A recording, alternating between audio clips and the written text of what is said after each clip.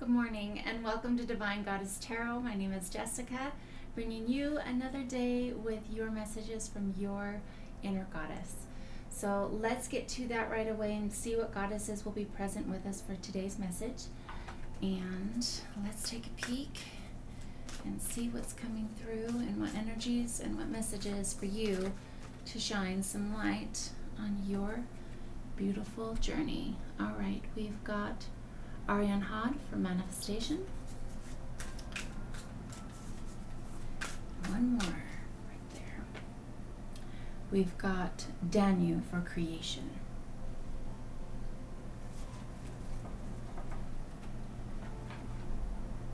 So these beautiful goddesses are definitely working together, because without manifestation we can't have creation, and without creation we can't have true manifestation. So these two are working in sync with one another for your message today.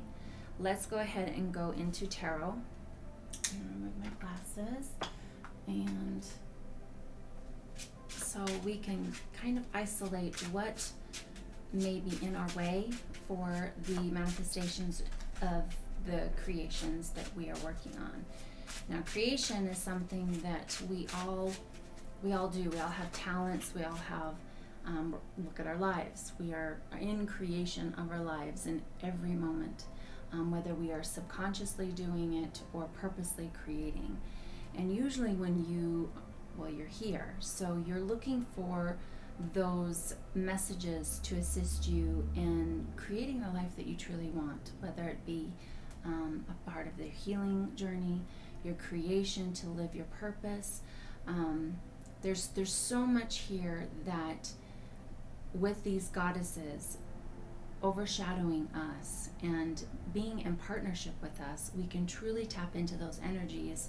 And when we lean and when we ask, we create our lives purposely.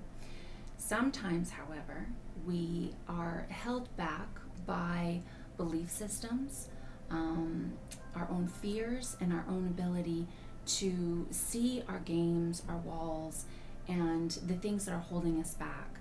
So by opening ourselves to the messages, we truly can receive different information to assist us. So tarot is already popped out with the Seven of Wands. So I'm already seeing some conflict. And I'm feeling this could probably be our own belief system in ourselves, or it is the people around us that perhaps aren't. They always say we manifest a lot with the people around us that inspire us. The people that we mentor, are they a couple of steps ahead of us in certain aspects, and they can teach us? Can we teach them? It is truly a group effort, and when we look at the people around us and who are a part of this influence, we can see sometimes if those relationships are holding us back or allowing that, or are they inspiring us? So keep that in mind. We've got Death and we've got the Ace of Cups. So we've got some offerings here of new ways of feeling. We've got Four of Pentacles right there, Ace of Swords in the bottom, burning a hole in my finger. We've got the Seven of Swords. So 3 more, please. There, the Tower. Yep, and the past position, so that it is something that has either happened or about to happen in our lives, that the universe steps in and removes the obstacles in our way that are preventing us from creating the life we want. And one more, we've got the Emperor here, some great grounded energy, and the Eight of Swords. Okay, all right. So as far as our manifestations, there has been definitely some conflict, and I'm feeling that this is an inner conflict. So when you go into the Seven of Wands, he's fully in standing in his ground. He's trying to make a fight. So it could be that inner turmoil that you're facing of your own belief in yourself, or you are finally taking a stand and going, I'm going to go forward with what I believe that I can create and manifest in my life. And by doing that, a lot of times we create, a death in either a part of us or a death of an old way of being. We have to end a career, a relationship, something in our life that just isn't working with the alignment of what we are choosing. And we'll see that with our lives. When something gets really, and it doesn't necessarily mean that the hard things aren't for us, you will know when something is flowing. Is it really just, it isn't a fit, but are we really in our own prison of, well, I really like this person, or I like this job, it pays the bills, it's really safe, or I see the light in that person. Sometimes just letting things be and seeing if they walk away is a really beautiful thing too. When we stop putting in any effort, what happens? Are we the only ones holding it together? And so with that, this Emperor energy is really, it is grounding into having faith in that your creation with these goddesses, with this manifestation that you are working on, is something that is going to come within. Is that spark, that idea, that sharpness of being able to communicate clearly what you are wanting in your life. And by doing that, we also have that offering of stable emotions with the Ace of Cups. The Ace of Cups is feelings, it's emotional, it's something that within us, it gets our heart going. And to balance, of course, that mind and heart matter. When we have that balance, we can truly step in to our creation differently. Now the Four of Pentacles is here, and there's if this is a money issue, then this also is a cautionary of, are we putting too much emphasis on material things, on having things, or are we in balance with our money and our desires for money? That has to be in balance. If it is the most important thing over our relationships, the things that matter in our lives, we're out of balance, and that can create tower moments that you can lose relationships if your money focus is out of alignment. And so with that,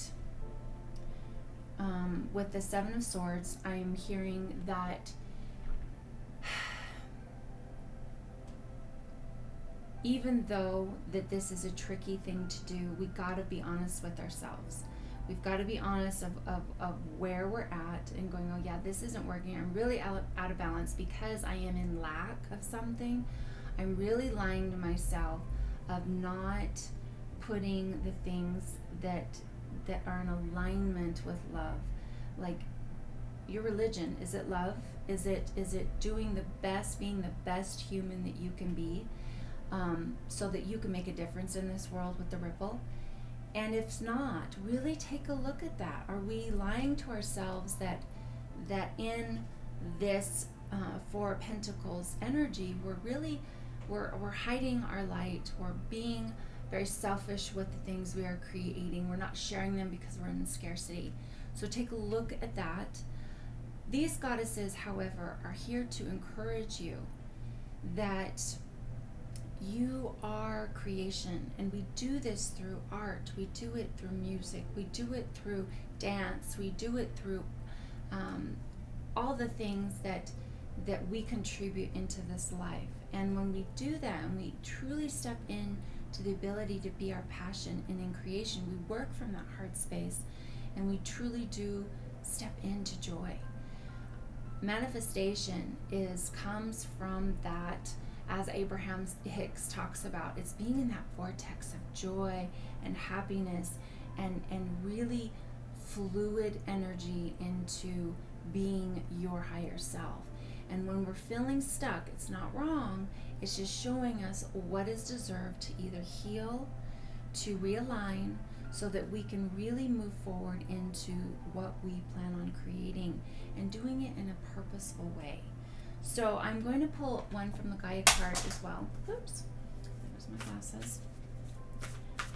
I'm going to pull one more for here for an additional message.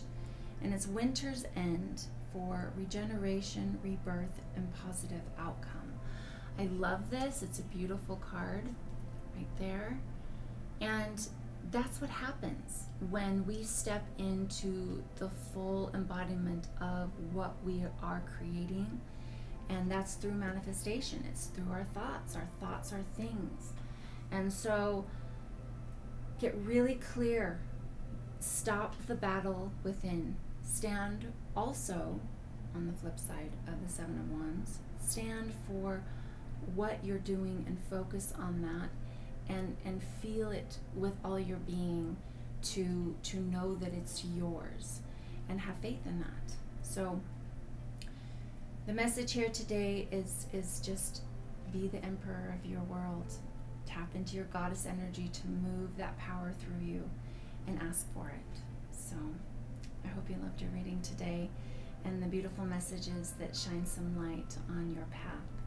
I thank you so much for joining me. If you liked, of course, like, subscribe, and comment, and I'll see you tomorrow.